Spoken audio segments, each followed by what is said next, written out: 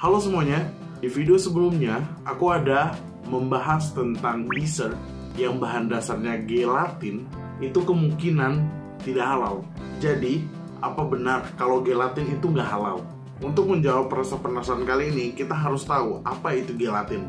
Gelatin adalah senyawa turunan protein yang diperoleh dengan cara mengekstrak kolagen hewan dan dikeringkan. Jadi, gelatin itu campuran dari peptida dengan protein melalui proses alami yang didapat dari kulit atau tulang binatang. Gelatin bersumber dari zat kolagen.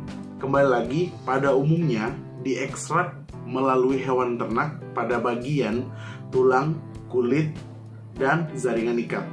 Misalnya kalian bingung, karena mereka ini ada jenisnya lagi, jaringan ikat. Biasanya tata letak jaringan ikat tuh ada di antara tulang dan kulit.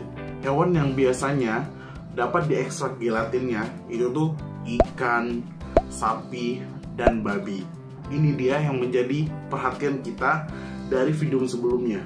Gelatin sebagai bahan dasar pembuatan dessert dan makanan penutup. Lalu, apa perbedaan dari agar-agar dan gelatin?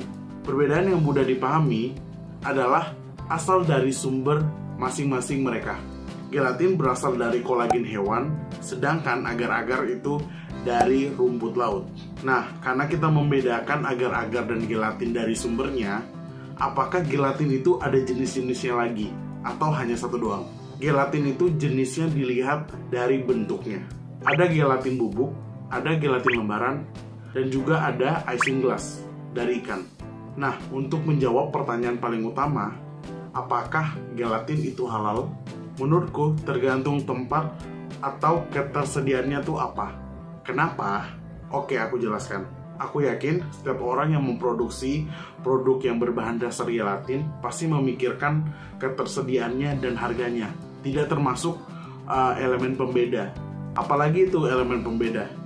Nah, elemen pembeda itu kayak membuat suatu produk yang berbahan dari gelatin, misalnya, tapi dengan produk yang belum ada di pasaran. Dia tuh harus pesan bahan gelatin yang ada di luar wilayah tersebut.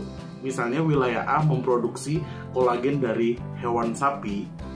Kita sudah tahu kalau misalnya pembuatan dessert, makanan penutup, atau bahan-bahan yang memerlukan gelatin itu sumbernya itu sapi.